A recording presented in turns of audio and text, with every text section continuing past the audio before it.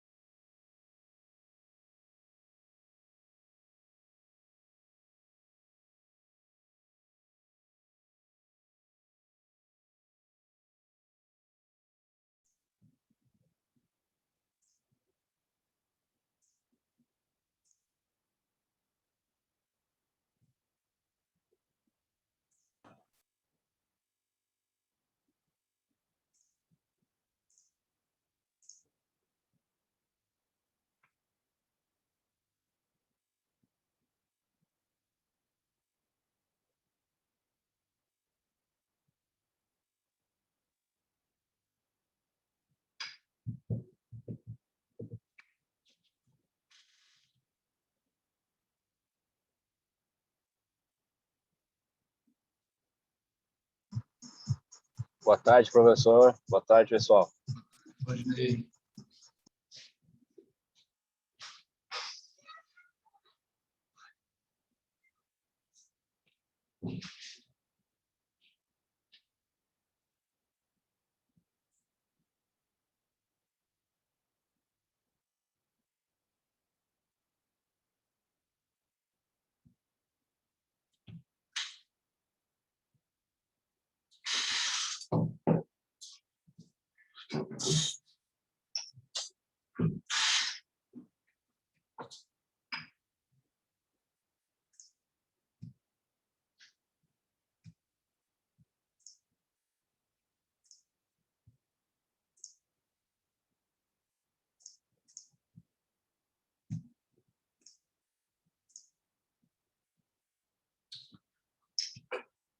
Pessoal, boa tarde, então. Todos colocaram o nome aí, né?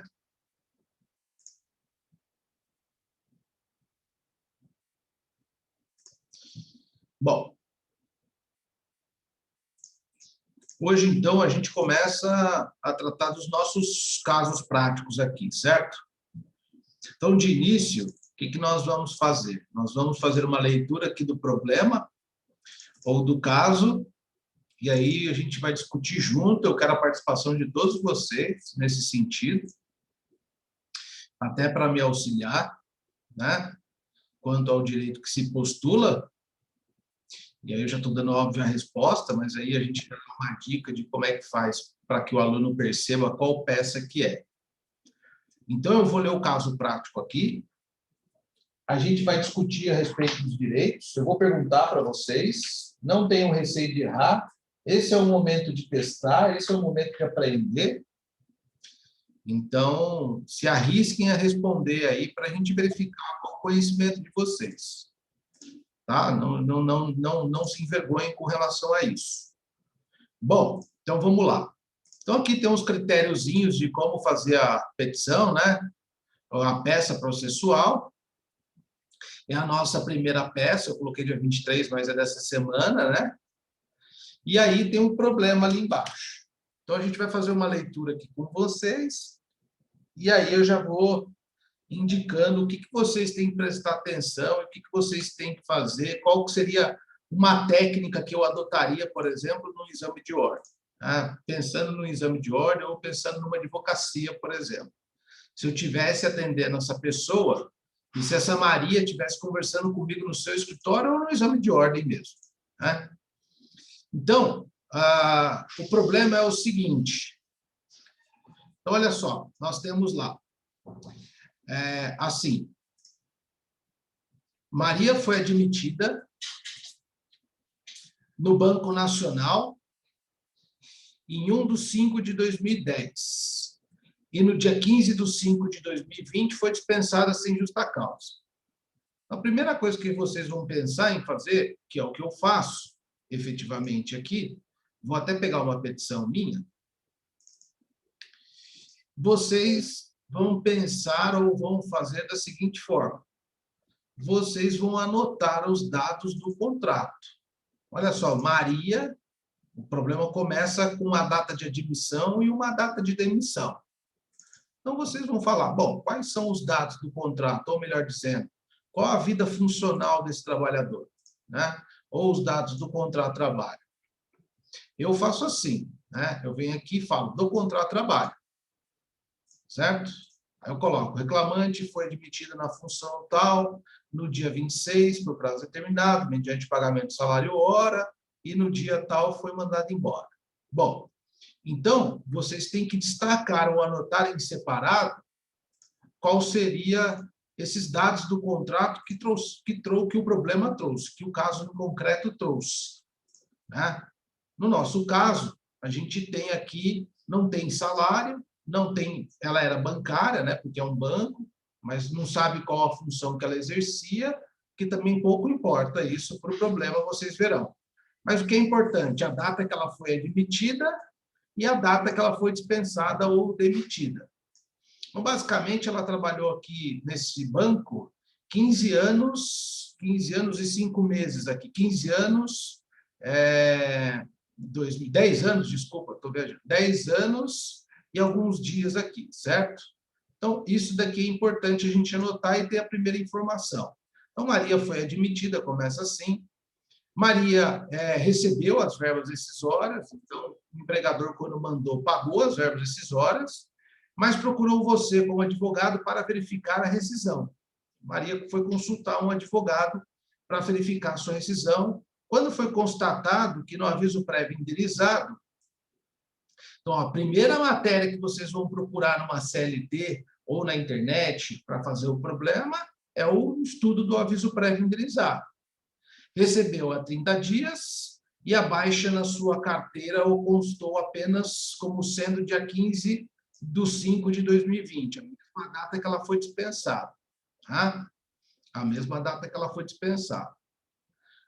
Bom, aí diz lá, além do que foi pago apenas 5/12 de 13º proporcional e 1/12 de férias proporcionais acrescidas de 1/3.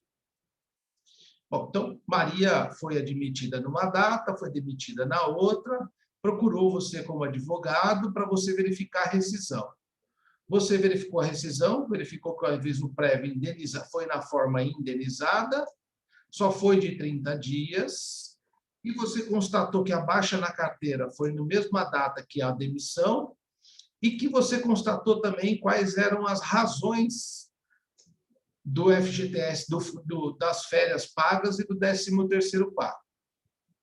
Então, aqui, olha só, se eu estivesse fazendo prova de exame de ordem, eu já poderia imaginar o seguinte, eu já poderia... Bom, se Maria está no começo do problema, foi admitida aqui no banco, trouxe para mim uma narrativa ou uma descrição de um contrato de trabalho. Bom, beleza. Se ela está dizendo que procurou um advogado para verificar a rescisão dela, até esse momento da leitura, nós não temos nenhuma informação de que já há uma ação proposta. Se não há uma ação proposta, e foi Maria que te procurou, e a CLT diz que só pode ser empregado pessoa física, então, portanto, você estaria aqui na qualidade, talvez, se ela procurou para você conferir a rescisão dela, na qualidade de advogado reclamante, da Maria. E se não há, até a leitura deste parágrafo, a indicação da existência de um processo, só me resta uma ou duas peças. Só me resta ou a petição inicial ou a consignação em pagamento. Só que a consignação em pagamento, de praxe, via de regra, ou de 99,9% dos casos, elas ocorrem por parte do empregador. É o empregador que procura o advogado para fazer consignação em pagamento. A não ser que o banco fosse credor de algum crédito de Maria que ela não pagou e o banco estivesse negando a receber. Que não é o caso, porque nem isso trata o problema. Tá? Então, aqui, eu não tenho dúvidas. Se fosse uma contestação, professor, o problema, e até o próprio examinador da OAB, ele traria. Recebeu a notificação, o Banco Nacional foi citado para um processo tramitando na segunda vara do trabalho de Taubaté sobre o número tal. Bom, então, já tem um processo ajuizado. Então, já elimino a questão de ser ou uma inicial ou uma consignação em pagamento. Dali para frente, eu sei que são todas as peças processuais.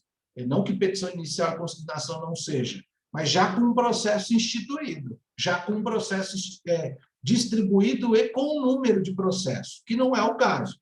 Então, vejam só, eu li, eu separei a data de admissão, eu separei a data de demissão e eu cheguei à conclusão aqui que Maria trabalhava nesse Banco Nacional.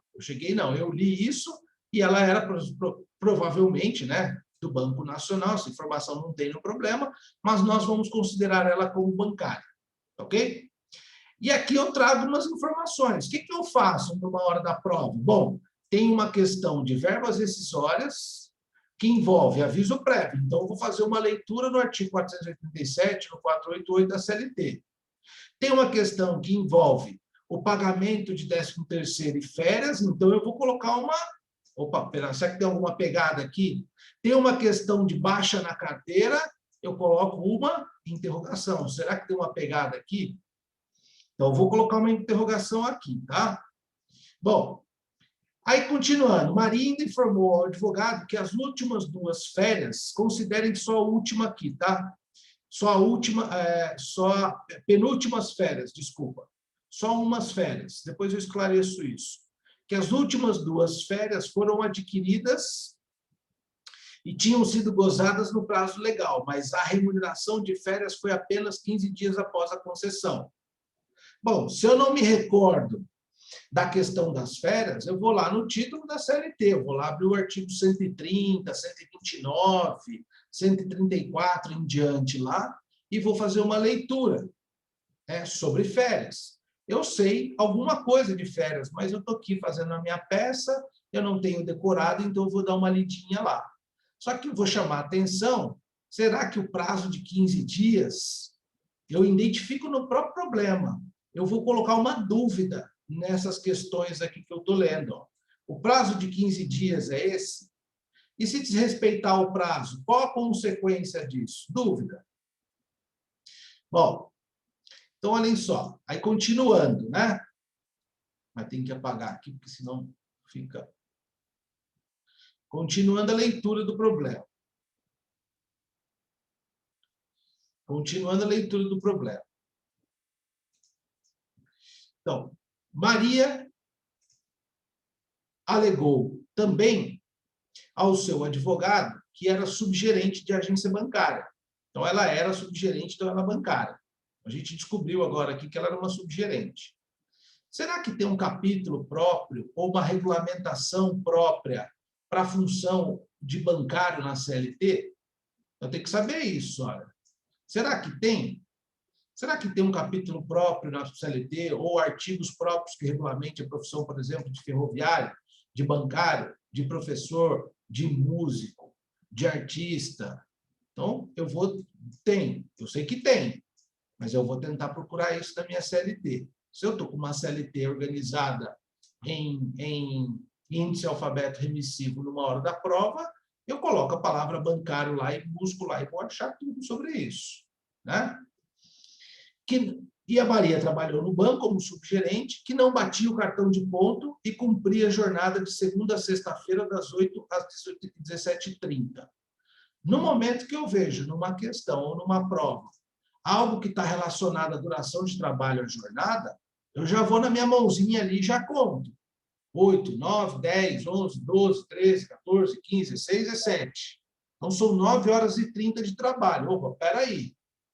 Aí eu preciso saber quando é a jornada de um trabalhador. E de um trabalhador bancário, será que se difere? Um trabalhador bancário que é subgerente, será que é o mesmo que está no artigo 7º, inciso 13 da Constituição? Ah, professor, são 9 horas e 30, mas ela tirava 30 minutos de almoço. Opa, mas a CLT ou o artigo que regulamenta o intervalo do bancário, se é que existe, permite o intervalo de 30 minutos? Não, aqui é outra interrogação que eu vou colocar ali, marcar na minha prova, no momento ali a lápis. Opa, desculpa. No momento ali, eu vou... Opa, espera aí, então a jornada, será que está fazendo hora extra? Será que o intervalo pode ser de 30 minutos? Bancário, tem alguma regulamentação própria na CLT para bancário? Maria ainda informou ao advogado que em agosto de 2020, exatamente dia 18/8/2020, fez um exame de ultrassom.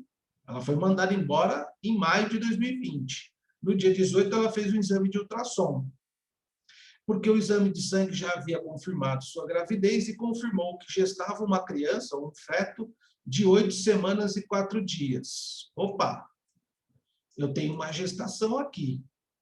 Então, eu posso dizer que eu sei que eu tenho alguns direitos trabalhistas reconhecidos num capítulo do direito da mulher. Se eu olhar um índice de uma CLT, eu vou colocar lá direitos da mulher dentro do direito do trabalho. Eu sei que tem licença maternidade, eu sei que tem estabilidade gestante. Então, eu me pergunto, dentro daquilo que eu já sei, da licença maternidade, professor, mas eu não me lembro qual é o fundamento da estabilidade gestante, da licença maternidade. Então, vamos procurar no índice remissivo da CLT. Vamos abrir a CLT aqui no site da presidência e jogar estabilidade, gestação, gestante, essas palavras-chave no Ctrl+F lá. E aí eu vou localizando a norma, né? Ou jogo no Google, vocês farão uma peça em casa, no exame da ordem, vocês não terão essa oportunidade. Mas se eu pegar aquela CLT que eu mostrei para vocês com índice remissivo, lá vai estar gestante, estabilidade. Você vai achar esse sistema só com essas palavras-chave. Agora, se o problema colocou isso para mim, será que tem algum direito que eu tenho que reivindicar? Será que a Maria está me contando essa história justamente porque eu posso reivindicar alguma coisa? A Maria não sabe, a Maria é leiga, né? A Maria está procurando um advogado, né? O Banco Nacional jamais teve ciência da gestação da Maria. Maria nunca informou para o Banco Nacional. Ela saiu em maio de 2020. Em agosto, ela fez o exame de ultrassom, verificou que a criança ou o feto tinha 8 semanas e 4 dias e nunca informou o Banco Nacional da sua gestação. Maria ainda achava injusto ter descontado de sua folha de pagamento a contribuição assistencial mensal ao sindicato profissional da categoria. Ela comentou com o advogado, não acho justo pagar isso. Na modalidade de advogado de Maria, qual seria a medida judicial cabível? Na medida judicial, deverá constar os fundamentos fáticos e jurídicos. Então, olha só, voltando aqui para quem chegou um pouco depois, né? Voltando aqui para quem chegou um pouco depois. Se eu tenho um problema prático, um caso fático, que não me traz uma informação que já há uma demanda ajuizada, já há um processo em trâmite, já há um processo em andamento, eu posso, no direito do trabalho, eu posso confirmar para vocês que ficaria reduzido aí, basicamente, a duas peças processuais. Ou é uma petição inicial ou uma ação de consignação em pagamento. Só que qual que é a natureza da ação de consignação em pagamento? Qual a natureza da ação de consignação em pagamento do Código de Processo Civil? É quando você quer pagar o credor, você é devedor. Você quer pagar o credor e o credor cria alguma resistência, né? Ou ele acha que a dívida é maior, enfim, e ele não aceita o pagamento. Então, para você, em tese, cumprir aquela obrigação de imediato, você está colocando em juízo aquela discussão, né? Você fala que deve 10, o credor fala que tem direito a 12. Você conseguindo em pagamento os 10, o juiz intima o credor e o credor vai oferecer contestação. Ou ele vai aceitar os 10, ou ele vai impugnar dizendo por quais motivos são 12, enfim. A Justiça do Trabalho também tem essa ação de consignação em pagamento. Mas aí eu pergunto para vocês, geralmente, quem que é credor de quem numa relação de emprego? É o empregador do empregado? Não me parece viável, até porque uma rescisão não pode ter negativa. Ninguém pode sair devendo de uma empresa numa rescisão. No máximo que pode acontecer é ser zerado uma rescisão, mas não negativa. Então, me parece muito difícil eu ter uma ação de consignação em pagamento do empregado para o empregador.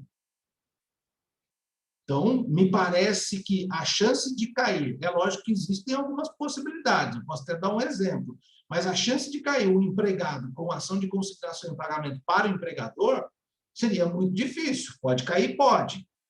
Por exemplo, o empregador ele concedeu um iPhone 12 para o empregado. Aí, uma ação de depósito, mas pode ser considerada uma ação de pagamento. Ou o empregador emprestou uma grana para o empregador se recusa. Para não ter um boletim de ocorrência dizendo que eu peguei indevidamente o dinheiro, eu vou lá e consegui no pagamento com os juros que foi tratado, enfim, alguma coisa. Olha, eu sou empregado, estou devendo para o empregador, estou depositando isso em juízo, ou estou consignando em pagamento isso em juízo. É muito difícil acontecer isso na nossa realidade. Então, vejam só, se o problema não traz processo distribuído, não traz indicação de vara, não traz indicação de tribunal, porque pode ter ações originárias do tribunal, não traz número de processo, me parece que reduz o número de peça para 2, ou é petição inicial ou é consignação em pagamento. Uma pessoa jurídica pode mover uma reclamação trabalhista na qualidade de empregado, pessoa jurídica pode, mas a qualidade de empregado, não, porque o artigo 3º da CLT diz claramente o seguinte: empregado é toda pessoa física, ponto final. Então, se Maria, sendo uma pessoa física, procura um advogado e ela não fala que deve nada para o empregador, me parece apenas que você já matou a charada, é uma petição inicial e ponto final. É óbvio que o endereçamento dessa petição inicial vocês aí utilizarão a criatividade de vocês mesmos, né, para endereçar essa petição inicial. Pode ser Vara do Trabalho de Taubaté, pode ser Vara do Trabalho de São Paulo, e aí, no caso lá, vocês vão resolver. Como é que eu faço aqui? Ó? Eu faço assim, olha. Senhor doutor, juiz federal da MM, eu não coloquei MM aqui, da primeira, teria que ter colocado, meritíssimo, né? Da MM, Vara do Trabalho da Jurisdição de São José dos Campos. Essa ação foi distribuída em São José dos Campos. Está vendo? E por que juiz federal, professor? Porque a Justiça do Trabalho é uma justiça federal. Por isso que eu coloquei da Vara do Trabalho. A gente não costuma colocar aqui juiz de direito. A gente coloca senhor doutor juiz federal da Vara do Trabalho.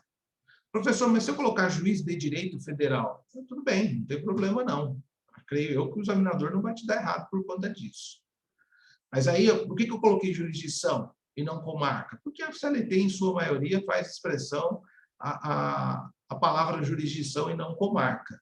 Então, eu coloco lá jurisdição. Certo? Mas vamos lá.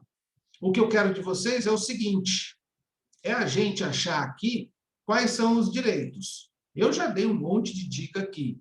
Eu acho que eu ensinei uma técnica para vocês para vocês irem lendo parágrafo por parágrafo e colocando suas interrogações.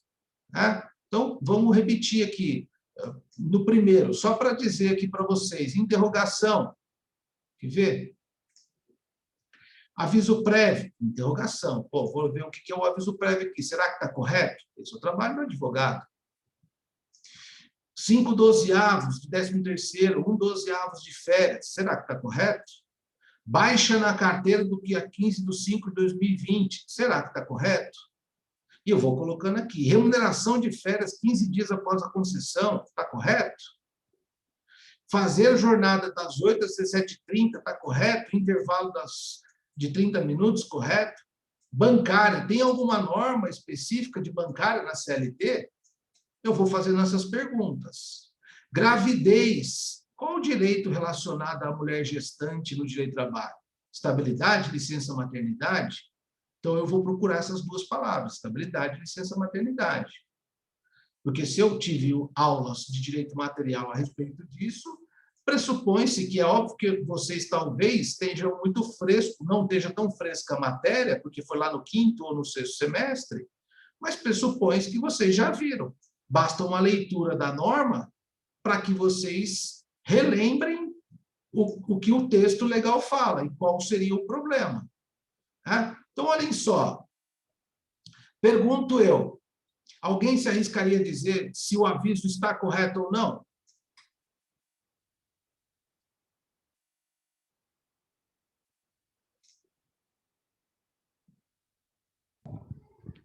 Eu acho que não, professor. Por que não, Gabriele? Pelo tempo que ela ficou na empresa. Certo, muito bem. Então, por isso que é importante colocar aqui, ó, você já marcar no papel admissão e demissão e qual o tempo trabalhado. 10 anos e 5 meses aqui, né? Não, 10 anos e 15 dias, certo? 10 anos e 15 dias. Vocês viram a história do aviso prévio proporcional? Todo trabalhador tem direito a 30 dias, no mínimo, de aviso. Para aqueles que completam a cada ano de trabalho trabalhado, primeiro ano, ou melhor dizendo, a cada ano completo de trabalho, mais 3 dias. Certo? Aviso prévio proporcional. Qual seria o aviso prévio indenizado dessa pessoa? Se ela trabalhou 10 anos e 15 dias. Qual seria o aviso prévio? Todos têm, no mínimo, 30 e tem que acrescer 3 dias por ano. 60. 60 dias. Então, está errado. Então, isso é um pedido que eu tenho que fazer. Olha, não foi pago o aviso prévio proporcional. Tá? Isso tem uma lei específica do aviso, lei 12.401, lei 12.411, 2011, alguma coisa nesse sentido. Mas vocês podem dar uma leidinha lá no 488, 487 e na legislação apartada, que é a lei 12.000 e alguma coisa lá, de 2011, que criou a figura do aviso prévio proporcional. Outra pergunta, que eu coloquei uma interrogação aqui, olha. 5 dozeavos de 13º e 5 dozeavos de férias. Desculpa, 1 dozeavos de férias. Se vocês lerem com calma, e por isso que eu coloquei interrogação, vai na norma. Não lembra? Vai na norma. Numa prova, vai na norma. Vocês estão com a CLT. Olha lá o título, aviso prévio de pesquisa. Lê o 4.887 inteiro. O que ele vai falar num dos parágrafos? O aviso prorroga o tempo do contrato de trabalho para todos os efeitos legais. Ora, se foi 60 dias, a data da demissão foi prorrogada para qual dia? 15 do? 7. 15 do 7, 60 dias, de 2020. Se eu tenho 7 meses trabalhados em 2020, qual é o 13º dessa pessoa? É 5? 7 dozeavos. 7 dozeavos. 7 dozeavos. E as férias? As férias eu preciso parar e fazer aquele negócio assim, ó. Né? Que é chatinho. Às vezes até eu faço confusão, você já Eu faço assim, ó, 1/5/2020 a... Abril tem 31, janeiro, fevereiro, março, abril 30, né? 30/4/2021, primeiras férias adquiridas. Segundas férias, 1/5/2021 a 31/4/2022. Segunda, 2000 e... Ah, não é? Desculpa, é 2000 e... Eu estou viajando aqui, gente. Espera aí. 1/5/2010 a 31/4/2011. Aí eu venho aqui e vou fazendo essa escalinha, né? Cada um desses aqui são períodos aquisitivos. 1/5/2011 a 31/4/2012. E assim sucessivamente. Só que quando eu faço isso, eu posso com certeza afirmar para vocês que as últimas férias adquiridas dessa trabalhadora foi do dia 1/5/2019 até 31/4/2020, correto? Aí ela teve umas férias inteiras. Do dia... Aqui ela tem umas férias inteiras. Percebam que ela adquiriu um direito às férias, um pouquinho antes dela ser mandada embora, no dia 15/5. Do dia 31/4/2020 até o dia 15/5/2020, eu considero 1/12. Certo? E aí eu vou explicar para vocês, vou relembrar para vocês por que eu considero 1/12. Só que eu tenho a projeção do aviso que caiu no dia 15/7/2020. Então, portanto, aqui será de 3/12. Perfeito. Aí, pessoal, seguinte, professor, mas por que do dia 30/4/2020 até o 15/5/2020 considerou 1/12? Porque sempre quando o mês for igual ou superior a 15 dias, conta-se um mês cheio. Então, se a demissão tivesse caído no dia 14, por exemplo, sem eu pensar em projeção, ou com a projeção aqui 14, eu não consideraria o mês cheio. É que caiu no dia 15 aqui. Então, eu tenho 3/12. E tem um artigo sobre férias, tem um artigo lá no capítulo de férias, que fala que o mês, na lei de 13º salário fala, que é uma lei de 1960 e pouco lá, e tem um artigo na CLT que fala, e é o fundamento de vocês, que fala que o mês igual ou superior a 15 dias é considerado mês cheio. Então, vocês vão justificar. Olha, a Maria recebeu o aviso prévio indenizado, só que a reclamada, o Banco Nacional, não pagou o aviso na sua integralidade, haja vista que não quitou o aviso prévio proporcional, que são 3 dias a mais a cada ano trabalhado. Portanto, Maria tinha direito a 60 dias de aviso. Então, falta 30 dias para receber. Então, requer o pagamento de 30 dias de aviso prévio proporcional. Além disso, como o aviso prévio, artigo 487, se não me engano, parágrafo 6º, 3º, alguma coisa nesse sentido, projeta para todos os efeitos legais, a demissão ocorreu no dia 15/7/2020, porque você projetou do dia 15/5, 60 dias até o 15/7/2020. O que reflete no 13º e nas férias, vocês colocam a proporção correta e vocês, eu vou dar dicas, vocês não vão precisar nem procurar isso, hein? E a baixa na carteira tinha que ser com a data do dia 15/7/2020. OJ número 82 do TST.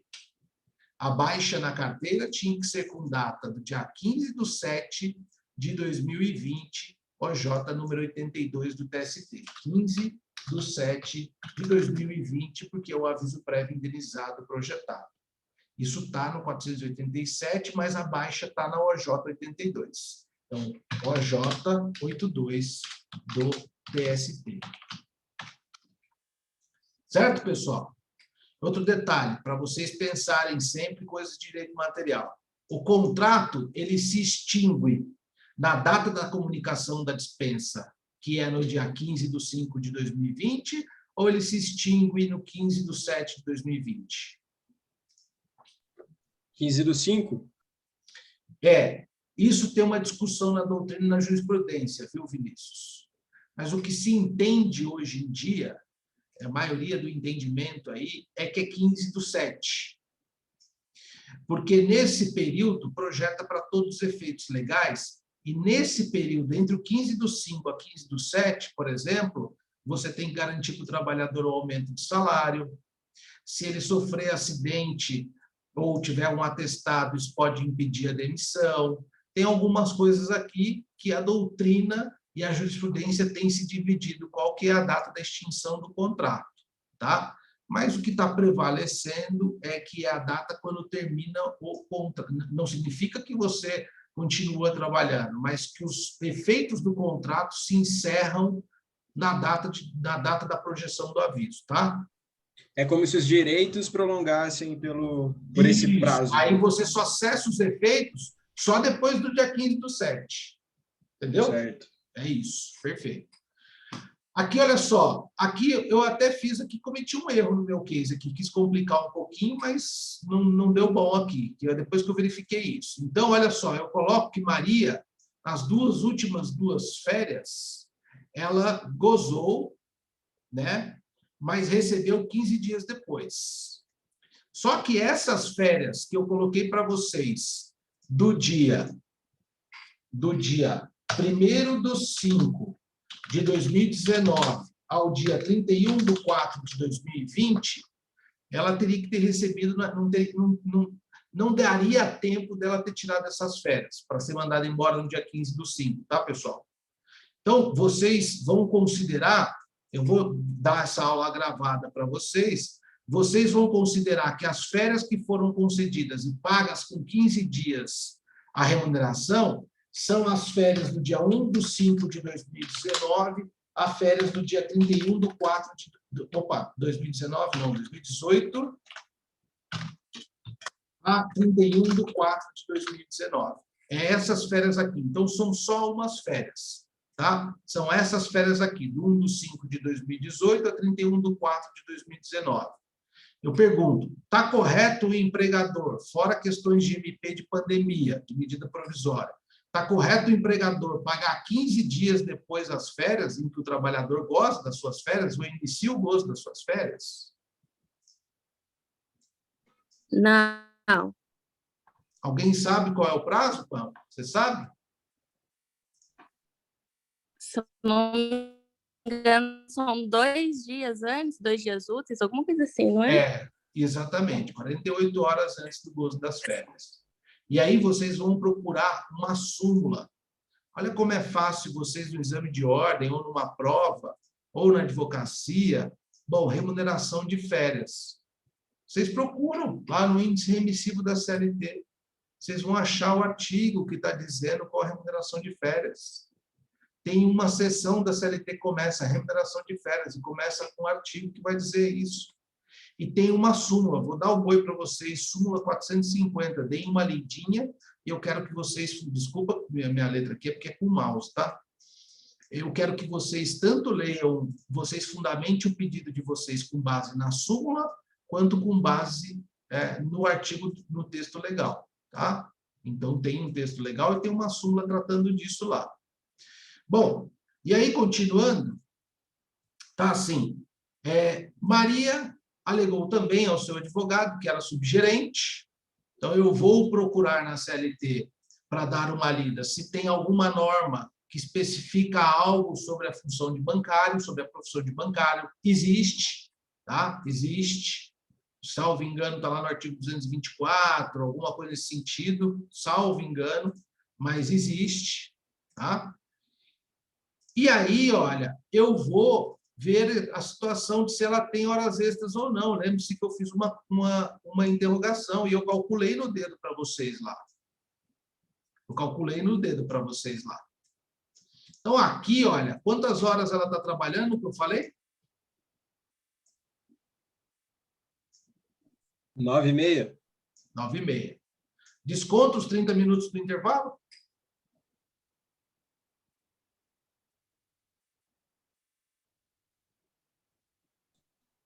Sim ou não? Sim.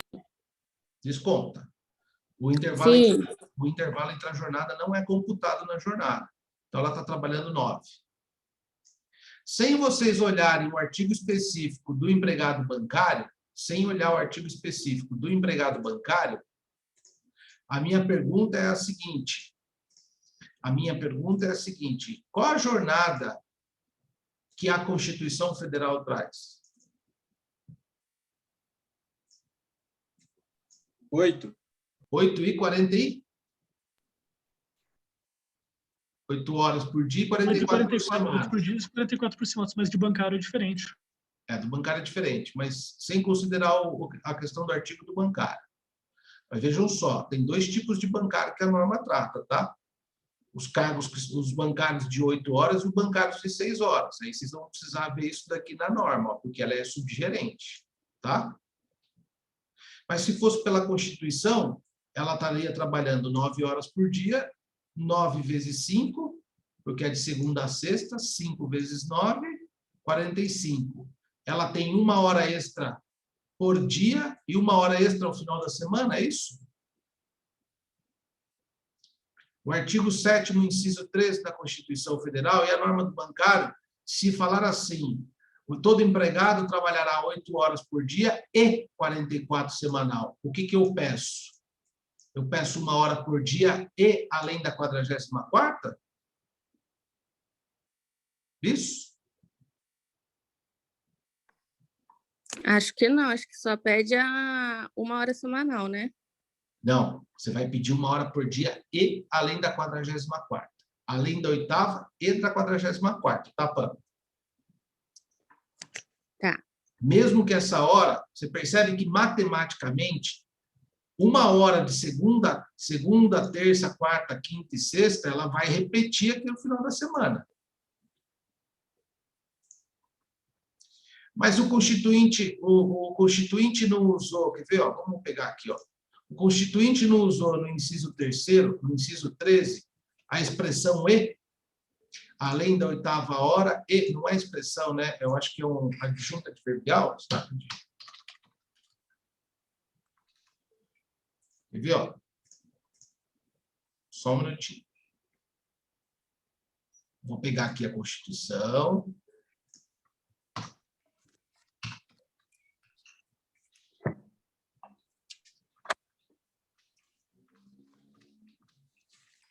Olha lá, vamos lá.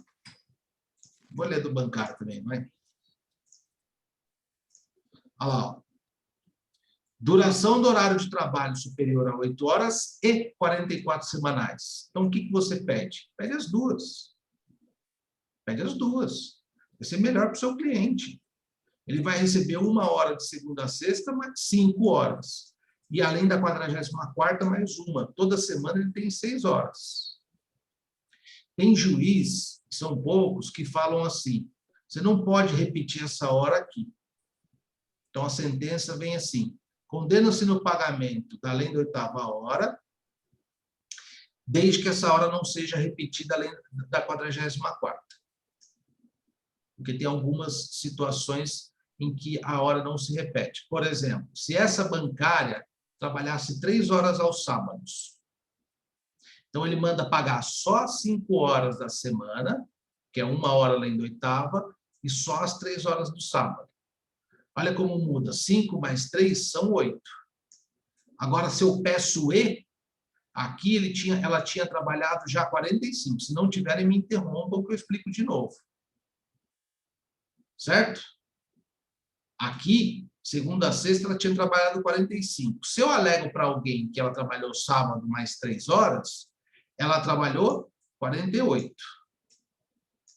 Se eu falar que o limite de jornada dela da semana é 44, quantas horas a mais ela trabalhou além da 44ª hora?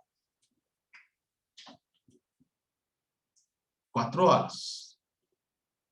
Está vendo como dá a diferença? Se o juiz condenar além da 8ª e não mandar repetir além da 8ª no final da semana, eu sou condenado em 5 horas, 1 hora por dia, e 3 horas que eu trabalhei a mais no sábado. Eu sou condenado em 7. Se ele coloca, como está na expressão da Constituição, ele manda pagar 5 horas por dia, mais 4 horas ao final da semana, o total de 8. Entenderam? Então, sempre peçam, além da 8ª hora e da 44ª hora semanal. Sempre, absolutamente sempre peçam isso.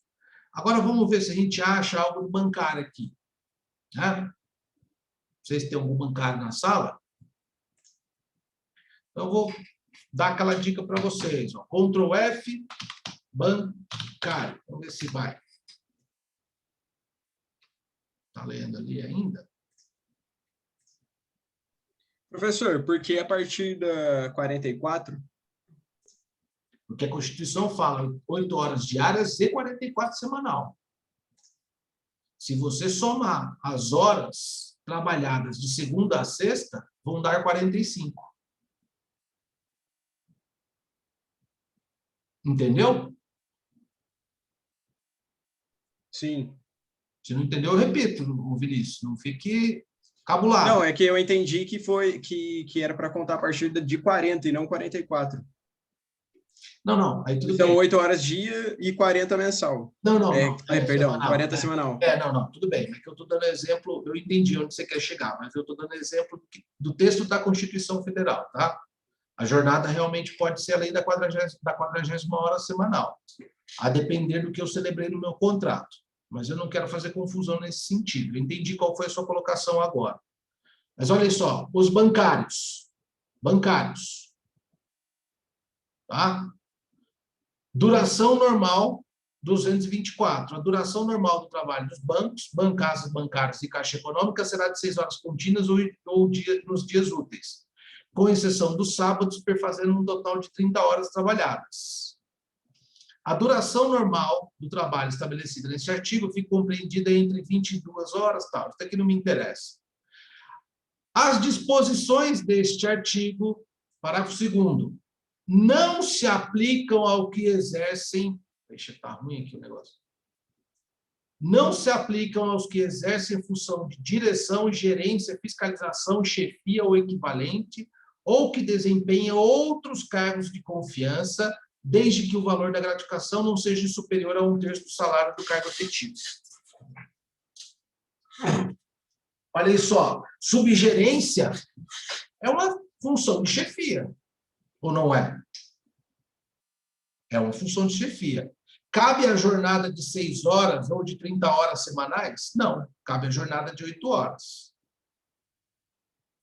Aí tem a colocação do Vinícius. Para bancário, tem um regulamento próprio que diz assim, como o sábado não é trabalhado, fala assim, a duração dos bancários poderá ser excepcionalmente prorrogada 8 horas diárias e 40 horas semanais. Não pode exceder 40 horas semanais. Mas isso é uma regulamentação própria para os bancários. Tá vendo? Ó, tem uma seção própria. Tem um capítulo aqui na CLT, um título que diz Normas Especiais de Tutela de Trabalho. Aqui você vai encontrar bancário, artista, músico, ferroviário. Você vai encontrar um monte de profissão. Aí você tem que ver realmente qual a especificidade dessa profissão. Mas por que eu fiz referência à Constituição Federal? Porque ela fala do limite diário e o limite semanal. Então, eu sempre peço limite diário e limite semanal, respeitando a legislação de cada profissão, que no caso do bancário tem. Então, 8 horas diárias e 40 horas semanais.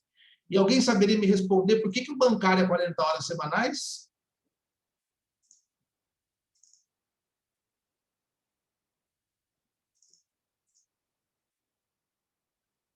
Vinícius? Os sábados não são trabalhados, isso está na legislação, está no artigo 8º, está no artigo 224, certo? 5 vezes 8 é igual a 40, é isso? Confere?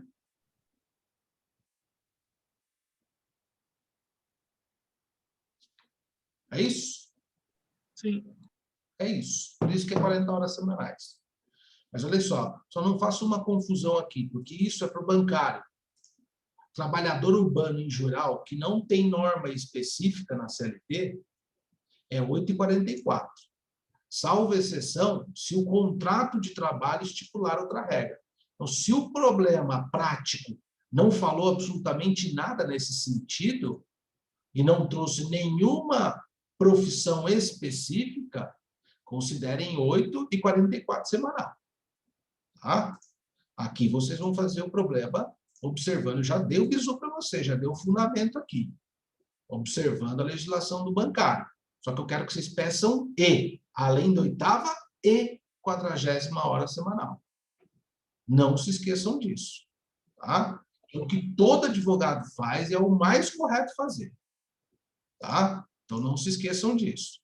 E o intervalo? Aí vocês vão estudar lá para me responder onde é que está a norma do intervalo. Será que está nos artigos 224 ou será que está no artigo 71? Tá? E agora, Maria informou ao seu advogado que em agosto de 2020, exatamente no dia 18/8, fez um exame de ultrassom e nesse exame ela já tinha tido a confirmação de que pelo exame de sangue ela estava grávida e nesse exame verificou-se que o feto tinha 8 semanas e 4 dias.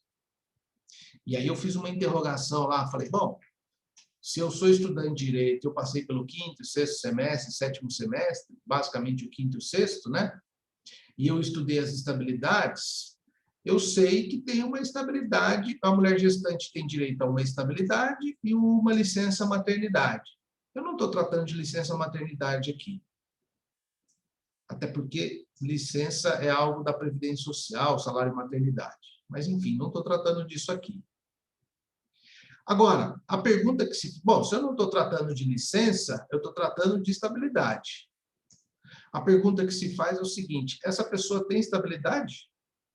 Maria Ela tem, porque ela descobriu que estava grávida em junho, ela estava trabalhando no aviso prévio. O aviso prévio era indenizado, né? Isso? Sim, e como você disse que o aviso prévio empurra o prazo de contratação do contrato, então ela ainda estaria dentro do contrato e dentro da... Perfeito, perfeito. Isso mesmo. Professor, mas como é que eu vou descobrir isso? É o que o Bruno falou ali. Projeta o aviso para todos os efeitos. A demissão caiu no dia 15/7/2020. Professor, mas ela fez o exame no dia 18/8. Ah, mas o feto tem 8 semanas. 8 semanas para trás, dia 18/8. Eu vou na minha folhinha e conto 8 semanas. Vocês enxergam a folhinha aí? Olha, fez o exame aqui. Então, tem 1, 2, 3, 4, 5, 6, 7, 8. 1, 2, 3, 4. Eu poderia dizer que aproximadamente a data da concepção, que é o encontro do espermatozoide com o óvulo, foi no dia 19 de junho de 2020. Então, separem a data. A data da concepção, dia 19 de junho. A data da extinção do contrato com a prorrogação do aviso prévio, no dia 15/7/2020. Portanto, a concepção ocorreu dentro do contrato, inclusive se for aviso prévio indenizado. Então, portanto, como o Bruno bem disse, tem estabilidade. Só que tem uma norma específica. Tem uma norma específica na CLT, tá? Que fala do trabalho da mulher. Eu vou tentar aqui, eu acho, eu não me lembro de cabeça, nem tudo eu sei de cor, mas eu acho que é o 391A da CLT. Então, vamos lá. Nossa, eu já estou para outra, vocês estão sendo privilegiados hoje, hein? Porque para outra turma não dei nenhum fundamento. O pessoal tem que procurar.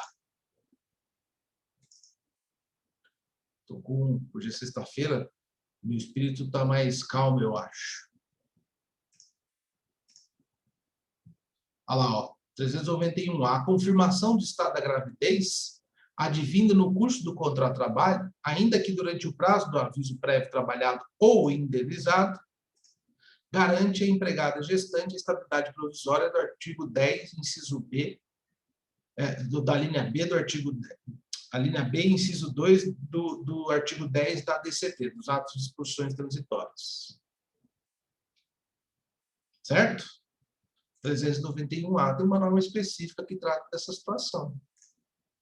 Então, vocês matam a charada do probleminha ali já. Né? E aí, por fim, e aí que é importante que eu diga para vocês.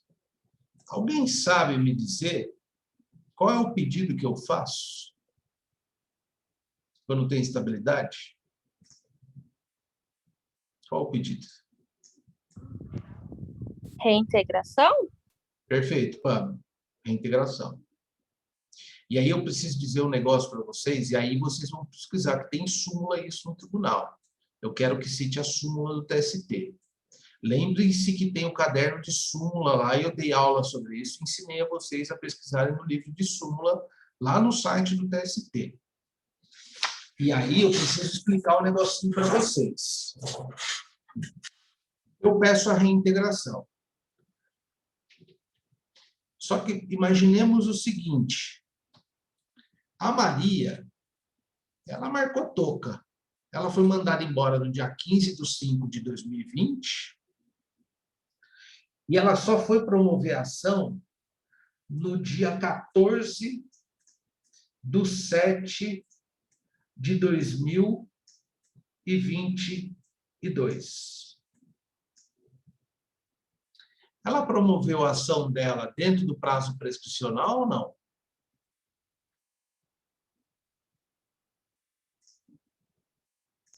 Sim, o prazo é até 5 anos depois do fim do contrato, não? Não. Não, é até Não é 2 dois? anos, né, professor? É até 2 anos. Ela foi mandada embora no dia 15/5/2020 e ela pode promover a ação até 2 anos. Só que Então, também... tá dentro, já que o contrato Então, foi- se ela promoveu dia 14 de 2022, estava dentro do prazo, não estava? Não, ó, 14/7. Ah, tá. Isso. Só que Então tá olha certo. só, Vou pro... olha só. Para efeito de prescrição, o aviso prévio indenizado também é projeto para todos os efeitos, tá? Também é matéria de súmula e OJ do TST. Por isso que eu coloquei propositadamente 14/7. Porque não projetou o aviso dela até 15/7? Ela entrou um dia antes de vencer a prescrição dela. Ela venceria a prescrição no dia 16. Mas o aviso prévio também conta para efeito de prescrição. Então, ela resolveu entrar no dia 14/7. Está prescrito o direito dela? Não. Aí, para o Brum, que ele fez uma colocação, preciso explicar algo para vocês. Essa é a prescrição bienal. 2 anos da extinção do contrato, considerando o aviso prévio indenizado. A prescrição quinquenal é 5 anos para trás da data que ela ajuizou a ação. Essa é a prescrição quinquenal, Bruno. Então, olha só. 14/7/2022, eu volto para trás. 21, 20, 19, 18 e 17. Ela só pode reclamar os direitos dela até 14/7/2017. Tudo que ficou para trás está prescrito. Tudo que ficou para trás aqui, dessa data, está prescrito. Então, eu conto a data de prescrição da data da saída, se tiver aviso prévio indenizado ou trabalhado, eu considero a data do aviso, mas eu conto a prescrição 5 anos para trás da data da distribuição da ação. Beleza.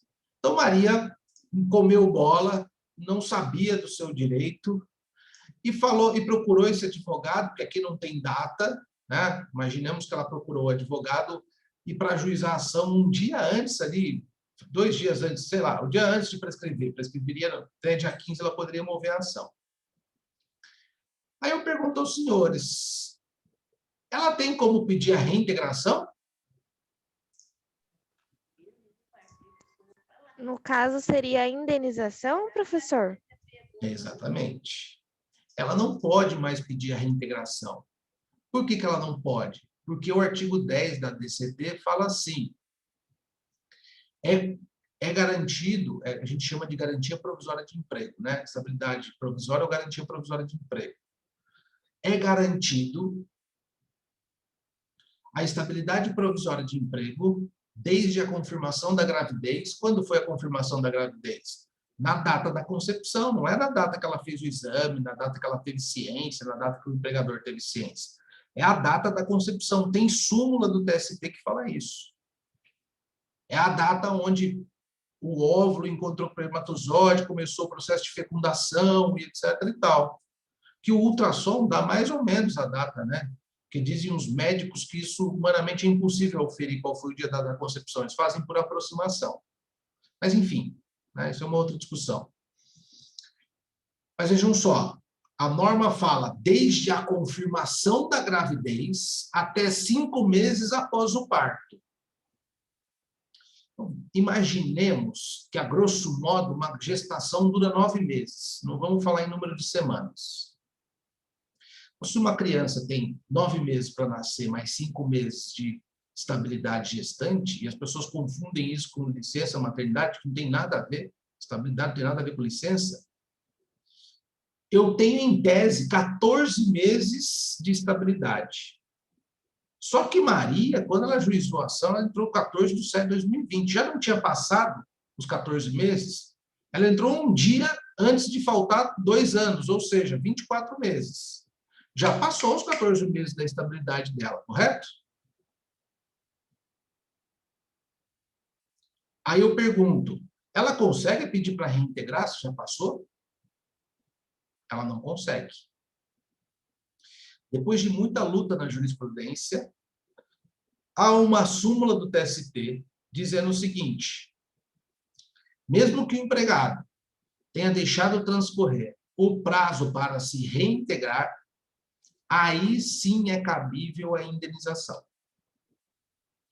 Então, primeiro aspecto. Então, a Gabriele matou a charada. Pede-se a indenização substitutiva ao período de estabilidade. Professor, mas qual que é essa indenização? Ora, se ela estivesse trabalhando, ela não estava impedida de ser mandada embora? A estabilidade não impede o empregador de mandá-la embora? Então, voltemos ao status quo. Se ela tivesse sido mantida no emprego nesses 14 meses, o que ela teria direito?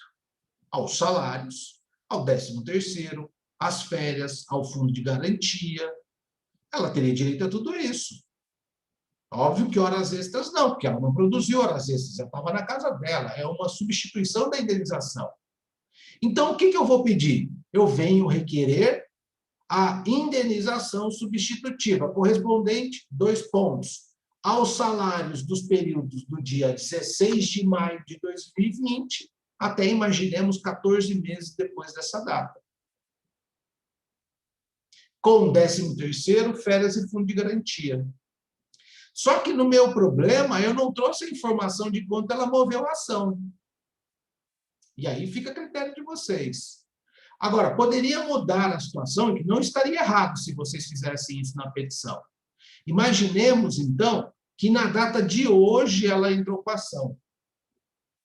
Ou imaginemos que foi no dia 1º de setembro de 2020 ela entrou com a ação.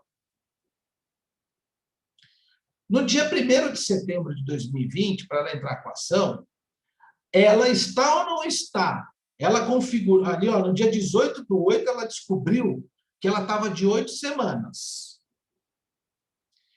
No dia 1º de setembro, ela estava de 10 semanas. A mulher não tem um bebê com 10 semanas, correto? Então, ela ainda está no período de estabilidade. Então, se eu considerar que vocês vão ajuizar a ação no dia 1º de setembro de 2020, qual vai ser o principal ou o primeiro pedido que vocês vão fazer? Gabriele?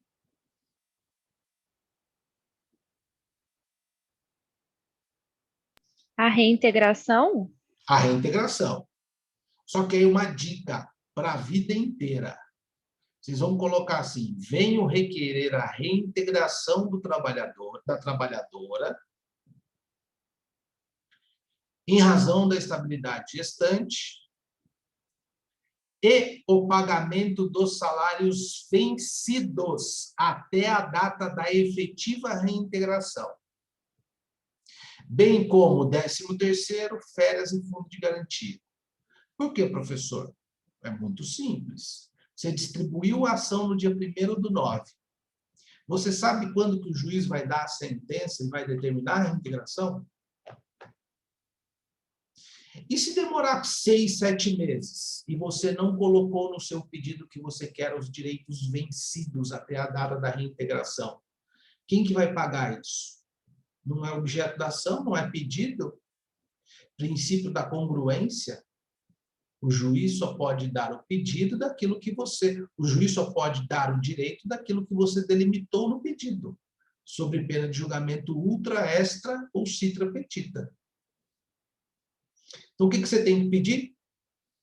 Se tiver no período de estabilidade, venho requerer a reintegração da trabalhadora e os salários vencidos, bem como 13º, férias, fundo de garantia, da data da dispensa até a sua efetiva reintegração. Ponto. Ou alternativamente, a indenização substitutiva de todo o período estabilizatório, constante no pagamento de salários vencidos e vincendos, 13º, férias e fundo de garantia. Este é o pedido. Porque vocês não sabem qual o momento que essa sentença vai transitar em julgado. Então, este é o pedido. Este é o pedido. Creem no que eu estou falando a vocês. Tá? E vou dar uma notícia mais decepcionante ainda. 2 situações. Professor, porque olha só, antes da súmula do TST, que dizia... Antes da súmula do TST, havia uma discussão assim, que alguns juízes entendiam, inclusive. Diziam assim, se a mulher optou em ajuizar a ação depois de transcorrido o seu prazo de estabilidade, aqueles 14 meses, 9 meses de gestação, mas 5 meses após o parto, ela abriu mão do seu direito da estabilidade. Quando eu comecei a advogar, existia esse entendimento. A gente corria para entrar com a ação dentro do período da estabilidade para que não pegasse um juiz nessa pegada, né? Nesse fundamento. Aí a jurisprudência veio evoluindo no sentido dos direitos fundamentais, dos direitos sociais fundamentais. Porque maternidade e o direito do nascituro, o direito à vida, são direitos fundamentais. E aí amadureceu o julgamento, tanto no TST quanto no TSE, no STF, dizendo que o direito fundamental à maternidade e à vida, ele supera esse prazo de ajuizamento da ação. E que a proteção à estabilidade gestante não é a mulher gestante. Em princípio, é o próprio nascituro, e depois a maternidade e a mulher gestante. É como se eu dissesse assim, o nenê não tem como escolher, né? Quais são as decisões, eu preciso protegê-lo. E, de certa forma, eu garantindo a sua estabilidade, eu dou condições de sustento e uma série de situações ali, porque eu mantenho, a ideia é manter a pessoa no emprego, não é indenizar. A outra turma perguntaram assim, professor, mas eu trabalho numa empresa que as estabilidades são indenizadas e o pessoal manda embora. Haveria alguma consequência de pedir a reintegração? Haveria.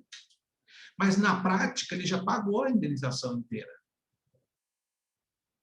E aí, por que não se vai isso para o judiciário? Uma mulher trabalha para mim, eu descubro que ela está grávida, eu indenizo ela o período inteiro da estabilidade e falo, estou te desligando hoje. Talvez pudesse haver até um pedido de dano moral por discriminação. E eu acho até que caberia. Se eu fosse o juiz, eu daria. E eu posso até mandar reintegrá-la. Só que aí eu vou ter que arrumar um sistema de compensação daquilo tudo que ela já recebeu. Ela vai ter que pagar de volta, ela voltou a trabalhar. Ela não pode ficar trabalhando 14 meses sem salário. Eu vou ter que tirar uma porcentagemzinha do salário, descontando até ela pagar aquela demissão. Só que se aquele empregador mandou ela embora indenizando, vocês acham que quando passar o período da estabilidade, ele ainda vai continuar com essa pessoa lá no trabalho ou não? Então, percebam como a medida é inócua? eu, como juiz, mandar reintegrar ela novamente? Sendo que ela já recebeu tudo? Vou ter que criar um sistema para ela recompensar a empresa, para depois ela ser mandada embora, receber de novo. Então, é melhor eu dar um dano moral e deixar ela fora, porque eu sei que em 14 meses, estou falando 14 meses, mas pode ser diferente, estabilidade, porque a gente conta a gestação em número de semanas, né? Mas se eu penso nesses 14 meses, passados 14 meses que eu reintegrei ela, fora que ela vai ficar 4 meses, 120 dias de licença, depois de terminar a licença, você acha que o empregador vai manter ela no trabalho? Já não queria antes, mandou embora sem justa causa, depois vai querer? Então, para que eu vou reintegrar? Então, essas coisas não vêm para o judiciário justamente por conta disso. Tá? Mas eu não quero que vocês se esqueçam que tem súmula que trata dessa matéria e que o pedido é reintegração se tiver dentro do prazo de estabilidade, com um pedido alternativo de indenização substitutiva. Façam sempre pedido de indenização substitutiva, porque vocês não sabem quando que o juiz vai te entregar a prestação jurisdicional e pode ser já ter passado muito tempo depois que acabou a estabilidade. E eu vou trazer uma situação para vocês. Se hoje eu atender uma mulher com 2 meses de gestação no meu escritório, Taubaté está marcando a pauta de audiência para fevereiro, março de 2022. Se eu peço só a reintegração, quando chegar lá no final, tudo bem, ninguém tem culpa por conta do judiciário. E aí é um excesso de cautela meu fazer esse pedido alternativo, porque eu acho que o juiz não precisaria nem ter o meu pedido para dar indenização, já que foi o judiciário que demorou para marcar essa audiência. Se eu te atender uma mulher com 2 meses hoje e designar essa audiência para fevereiro do ano que vem, ela já vai ter tido neném, ó. Até o juiz julgar e transitar em julgado, né, ele já vai ter 1 ano e pouco de idade. Então, por cautela, por excesso de zelo, eu faço o pedido de reintegração, pagamento de salários vencidos até a data de reintegração, ou indenização substitutiva de todo o período estabilizatório, com 13º, férias e fundo de garantia. Certo, pessoal? E aí, tem a última questãozinha. Alguém tem uma dúvida a respeito disso?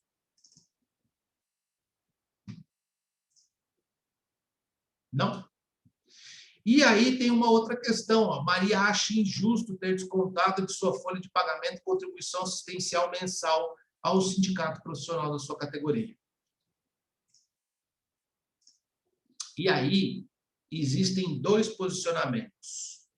E o fundamento disso também pode estar no artigo, também não, está também no artigo 8º da Constituição Federal, que trata dos sindicatos, né? É a norma que fala sindicatos, é lógico que a CLT tem um conjunto de normas grandes sobre sindicatos, né? Sobre organização sindical, convenção coletiva.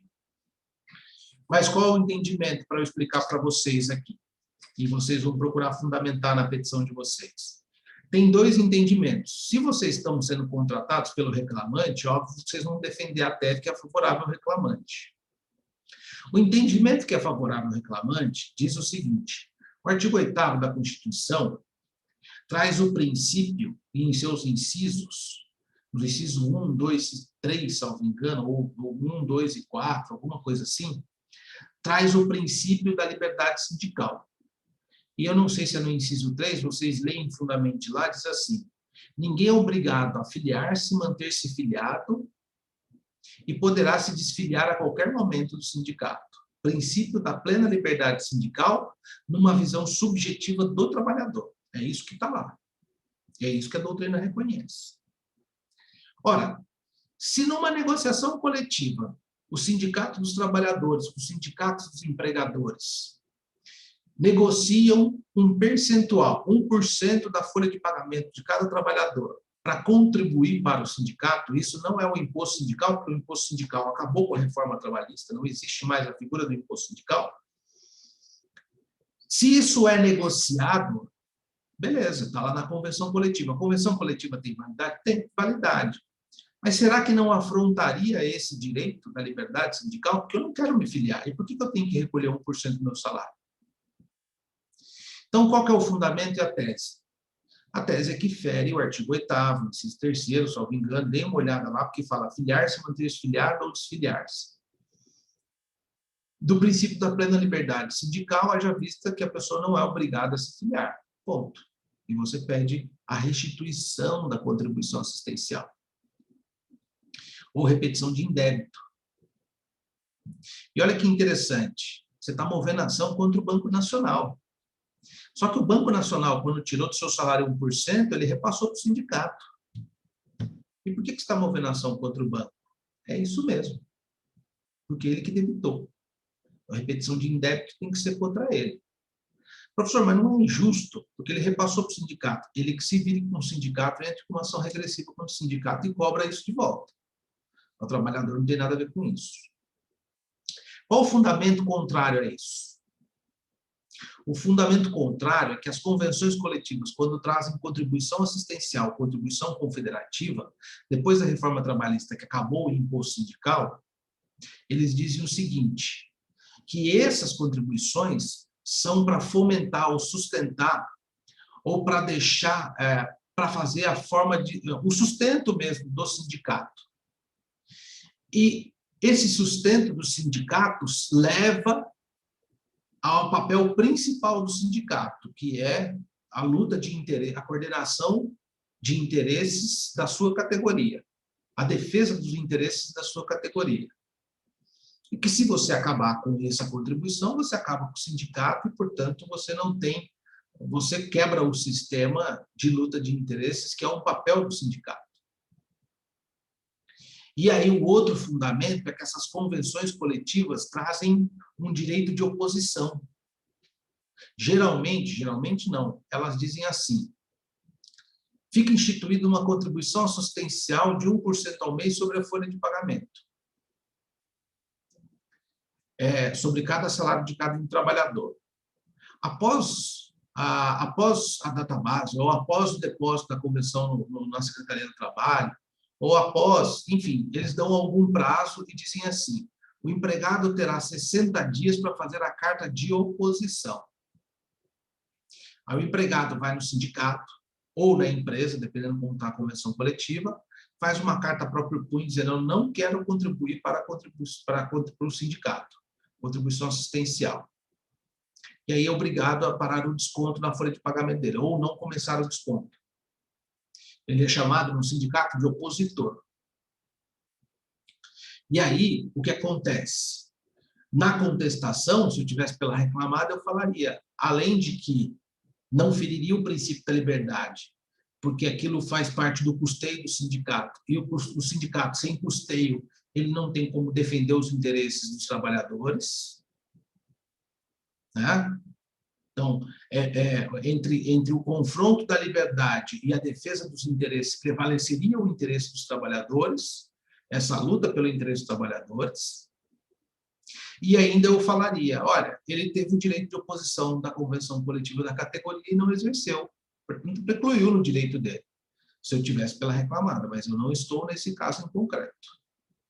E aí, pessoal, vocês vão passar as peças para mim no meu e-mail institucional. Eu não estou conseguindo subir a atividade lá, então vocês passem para mim até semana que vem, o início da outra aula, no meu e-mail institucional da Unital.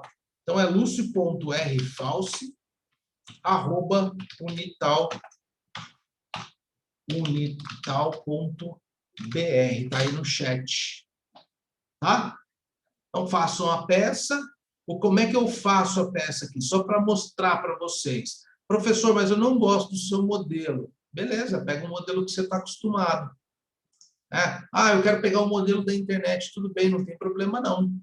Tá? O modelo é o de menos aqui. Até porque a gente sabe que na Justiça do Trabalho tem um princípio da simplicidade da petição inicial. E aí eu já falei isso para vocês, mas eu vou repetir. Talvez vocês tenham muito mais a chance de fazer vocês, hoje, como estudante de direito, virarem uma peça que o juiz admite uma petição inicial de vocês, não sei quanto é o conteúdo do direito material, aí é o estudo de cada um, né? Mas deixar virar uma peça do que o examinador de OAB, que o examinador vai se preocupar muito com o direito material, porque ele quer oferir o seu conhecimento. Ele quer oferir o seu conhecimento. Só que o juiz ele não quer oferecer o conhecimento, ele quer dar o direito. Então, se você fez um direito material ali, meio mal e porcamente, ou não teve conhecimento para fazer o pedido correto, ou postular o direito correto, ele vai indeferir seu pedido, que é o diferente do critério do examinador da ordem. Você está sendo testado como profissional, você não está brigando pelo direito do seu cliente. Então, ele quer ver o conteúdo da sua informação, o conteúdo do seu conhecimento. E aí eu falo para os senhores, eu vou repetir o que eu tenho falado. Eu acho que no direito do trabalho, se você tiver uma técnica para fazer a prova de segunda fase, ele fica mais fácil do que se imagina. Se tiver essa técnica de separando e pesquisando por tema. Agora, se a pessoa não tem muita habilidade com o direito material, não gosta, não tem afinidade, aí eu acho que não deve escolher. Porque aí eu acho que pega mais para pontuação é o direito material, por incrível que pareça. Porque, para mim, eu não acho difícil vocês avaliarem qual peça que vai cair. Na minha época, o grande problema é qual peça, né? Tem tantas peças, mas qual momento eu vou juizar qual peça que é? Tem algumas discussões em outros ramos de direito, se é um mandado de segurança, se não é. No direito do trabalho parece que isso é muito simples para mim. Mas talvez seja para mim, mas eu acho que o direito material acaba pegando. Porque, que nem num caso desse, ele pede o fundamento fático e o fundamento jurídico para fim de pontuação. Vocês pontuam pelas duas perspectivas. Mas vejam, se você separar as palavras-chave e procurar aquilo que é chave, identificar aquilo que está ali, estabilidade, jornada, você mata muita coisa se você tiver um bom material na mão de pesquisa na hora da prova. Mas olhem só, vocês não precisam copiar o meu modelo, tá? Vocês não precisam fazer o meu modelo. A única coisa que eu queria alertar vocês é que eu faço assim, olha. Então, vem aqui a qualificação civil, tá? O nome do camarada, contra quem, essas preliminares aqui no problema de vocês não vai ter, né? É uma outra situação. Aqui, ó, contrato de trabalho, data de demissão, a função que exercia e o salário. O direito material, em vez de eu narrar os fatos, é uma técnica minha, mas se você narrar todos os fatos aqui, também está certo, não está errado, não. Não é isso que eu vou... eu vou te falar para vocês até. Eu não vou pegar no pé nessas correções dessas peças, eu pego no pé na prova. Mas vocês deixam de pontuar se não entregam. Por isso que eu falo para vocês, não deixem de entregar. Tá? Agora, lógico, se tiver uma peça muito esculachada, com direito material muito ruim, aí a gente revê o nosso conceito, mas, né, do contrário, enfim. Então, aqui, ó, eu coloco item 2, equiparação. Aí eu narro, é como lá. Então, item 1, por exemplo, qual que era o item 1 do nosso problema lá? Eram as verbas decisórias do aviso prévio. Então, eu narro justamente aquilo que está lá. Recebeu a rescisória, só que recebeu 30%, não compôs a projeção do aviso, nos termos do artigo 487, só que, no caso, eu quero que vocês citem o artigo efetivamente. Né? Vocês citem o artigo efetivamente. Por exemplo, aqui, ó, eu narro todos os fatos e, no final, eu cito o artigo e peço reconhecimento. E um detalhe, ó, minha causa de pedido é essa, onde eu narro os fatos, aponto o fundamento jurídico e eu faço sempre um pedido dentro da causa de pedido. Eu peguei essa mania. Não precisaria, minha redação não sai diferente disso, não precisaria ser por isso. Aí eu venho outro pedido, então vocês colocam estabilidade gestante, narra os fatos, fundamenta e faz o pedido dentro da causa de pedido. Professor, mas se eu não quiser fazer o pedido dentro da causa de pedido, pede lá no final, não tem problema. Eu só estou mostrando. Jornada de trabalho, cria um outro item, narra o fato, jornada de trabalho, vocês não precisam narrar muita coisa, trabalhava da tal hora, com 30 minutos de intervalo, só com o pau já. Portanto, tem direito a horas extras, nos termos do artigo 224, parágrafo 2º, além da 8ª hora e 40ª semanal, com adicional de 50%. Então, eu coloco na causa de pedir porque eu fui achando isso mais fácil na minha vida profissional. Tá? Então, é isso. Aí eu coloco honorários, coloco cada item da causa de pedir separado. E no pedido eu repito todos os pedidos lá de cima. Então, eu faço o pedido na causa de pedir e no próprio pedido. Eu acabo sendo um pouco repetitivo nos meus pedidos. Vocês vão quantificar valores? Não. Vocês vão colocar assim para mim, valor a liquidar em liquidação de sentença. Ou, no final, vocês vão criar um parágrafo. Os valores apontados na petição inicial foram feitos por estimativa, de maneira que se requer a apuração dos valores da fase de liquidação de sentença. Ponto. Mas aí vocês vão fazer aqueles pedidos padrões que tem na petição inicial, que eu acho que está no artigo 830, 840 da CLT e no 391 ou 319 do CPC, que tem que ter uma petição inicial. E dá o valor da causa E aí pede-se deferimento, data Taubaté, nome do advogado, assinatura e fechou. Então, vocês podem fazer da maneira com que vocês quiserem, narrar os fatos, fazer por tópicos, colocar o pedido dentro da casa de pedido e repetir o pedido no rol de pedidos. A única coisa que eu recomendo é que vocês, fazendo o pedido na causa de pedido, não deixem aqui, façam também no rol de pedidos. Ou vocês façam na causa de pedido no pedidos, ou só façam no pedido. Ah, olha que interessante. Num determinado momento, eu fiz um processo, isso faz alguns anos já. O que eu faço? Quando eu estou fazendo a minha petição inicial, eu paro aqui, eu trabalho com 2 telas aqui no meu escritório, que nem nos fóruns, né? 2 monitores. Quando eu estou fazendo a minha petição inicial, e eu cheguei no rol dos pedidos, eu paro de fazer a petição, eu lanço em PDF e deixo, numa tela eu jogo o PDF, que eu converti o texto em PDF, e na outra tela eu deixo no Word.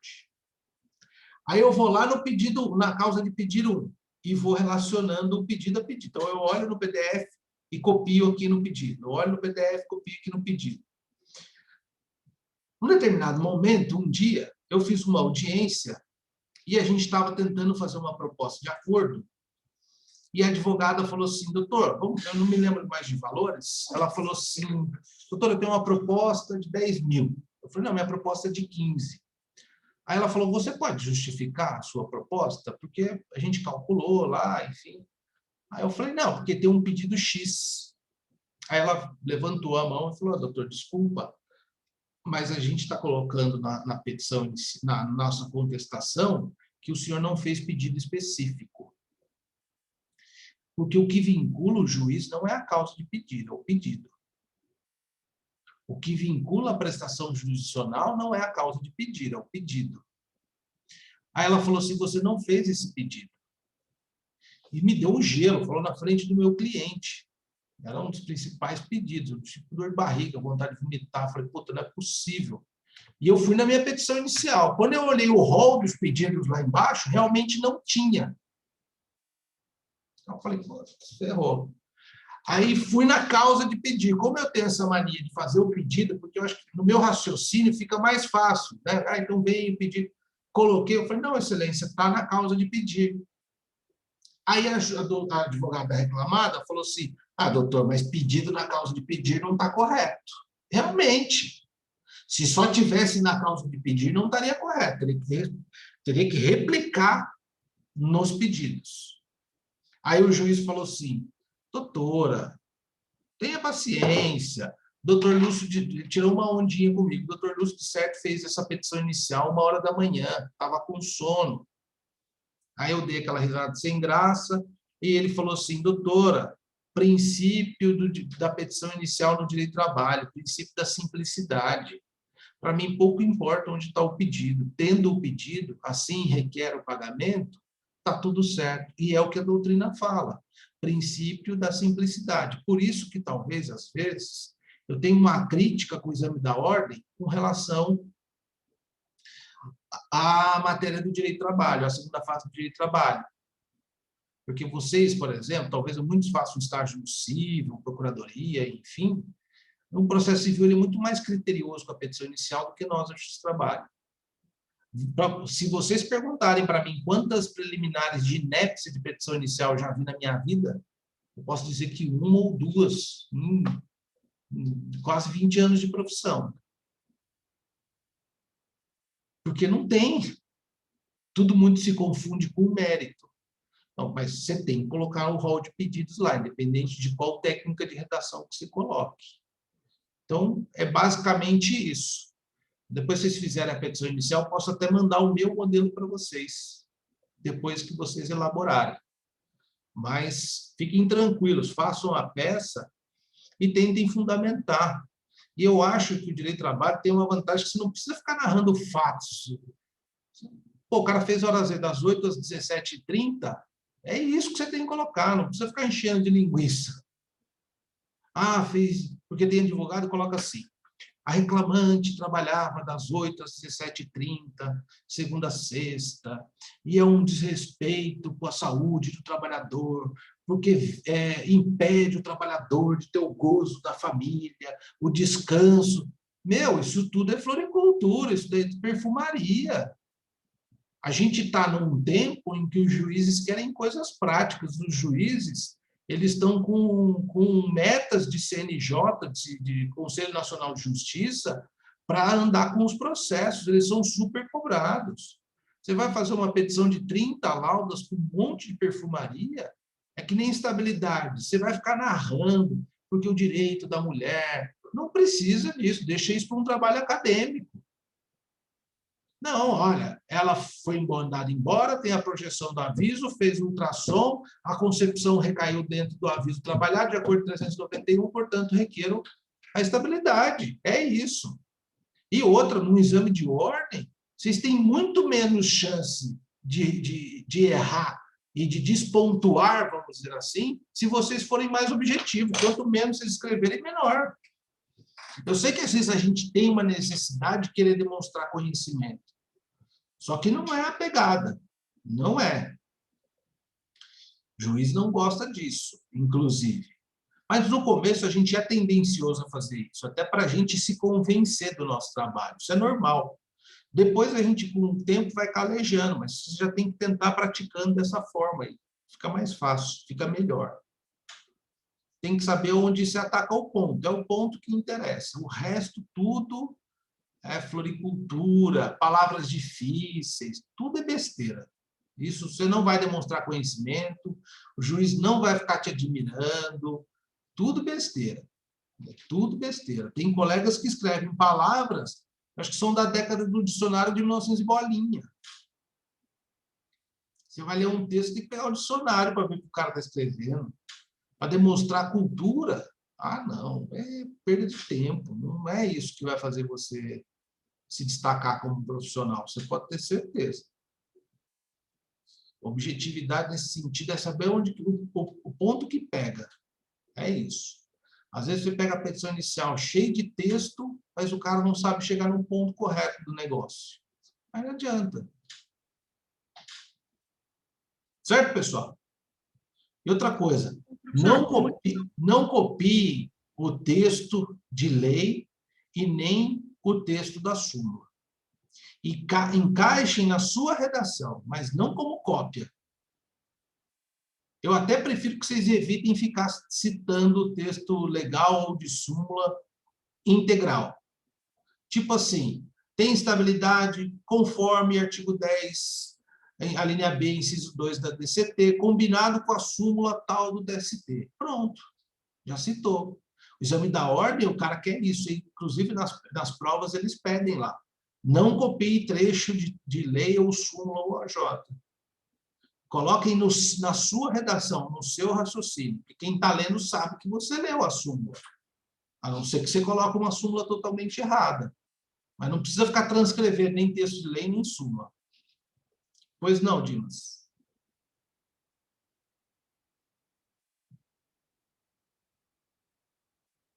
Tem uma colocação não, professor. Oi? Não tenho Oi, nenhuma Bruno. colocação não. Eu perguntei, professor, você desculpa. vai disponibilizar para a gente o arquivinho com a historinha? Desculpa, eu não juntei aí, né, cara? Espera aí, para já. Não tinha como vocês fazerem, né, prof? Foi bem lembrado, né? Fica um pouquinho difícil. É. 1 hora e pouco de Zoom assistindo de novo para fazer um problema não vai dar certo, né? Só deixa eu pegar aqui.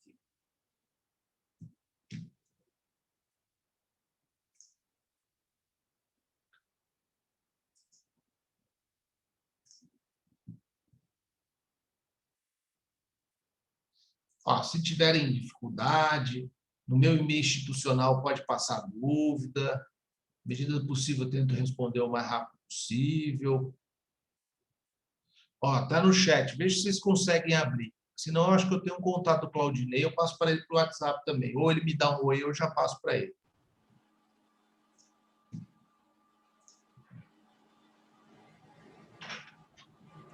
Eu não consegui aqui não, professor. Deixa eu ver se eu consigo passar. Alguém não conseguiu ainda? Ele abre, eu acho que um link do Dropbox.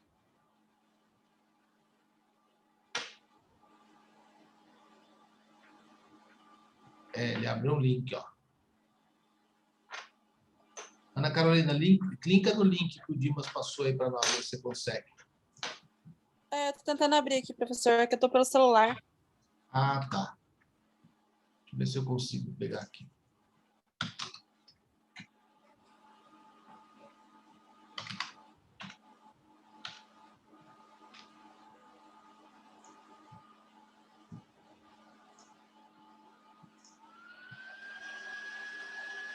Vocês têm o WhatsApp do grupo de WhatsApp dessa turma? Não, professor. Ainda não, senhor. Não? É porque eu tenho o seu contato, né, Claudinei? Você era representante. Vou passar o número aqui no chat, professor. Aí o pessoal anota. Eu passei para você aí, vê se chegou no seu WhatsApp.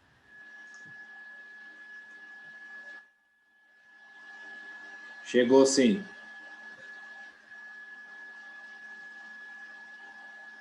Recebi, professor. Vou passar para o pessoal. Vou passar meu número no chat aqui, o pessoal anota também.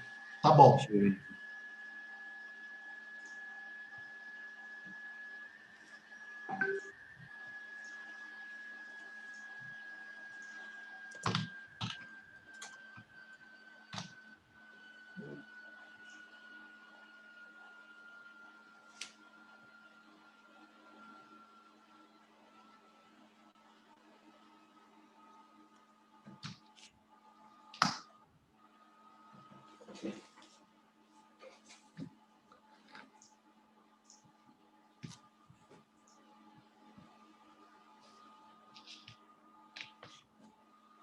Você passa seu número então, Claudinei? Vou passar aqui, peraí, professor. Agora eu consegui. 9.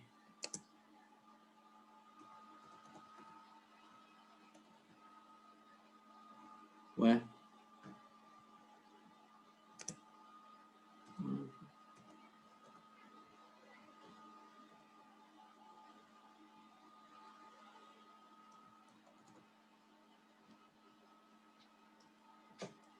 Pronto. Beleza, então. Certo, pessoal?